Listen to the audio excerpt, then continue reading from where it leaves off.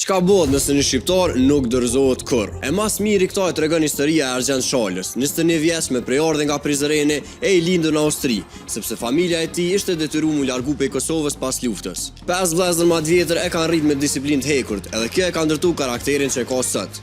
Argjendi MMA-n e ka nis 2021. Pas vetë 6 muaj stërvitje e ka marrë vendimin që shumë pak e kishte marrë. U shpërngull i vetëm 600 km larg. Në Vjenë për m'ia kushtu krejt jetën sportit. Jo kompromis, jo plan B, veç punë. Lufton zakonisht në 66 kg edhe sot e ka rekordin 3 fitore asnjë humbje.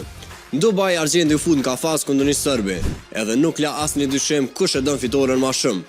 Jo veç që ka triumfu, po e morri titullin FCS edhe u shpërbly me Finish of the Night. Organizatori i dha një Rolex si sheh respekti për performancën. Në një natë ku ishin prezent Roy Jones Jr., Andrew dhe Tristan Tate, edhe shumë fytyra të famshme krejtu manetën për mënyrën çysh ky ka luftu. Edhe pse jeton në Austri, Argjendi reprezenton Kosovën çdo ndeshje. E 2 vitet e fundit ai stërvitet me 038 Fight Club në Prishtinë edhe kroni Fight Team në Podujev. Trajtuar edhe për krahun pe trajnerit kombëtarës të MMA-t Ariana Volli, edhe në Austri nga vëllezërit Ahmetit e Brothers Gym. Kjo fitore në Dubai nuk ka qenë thjesht ndeshje, ka qenë hap i madh i karrierës tij deri tani.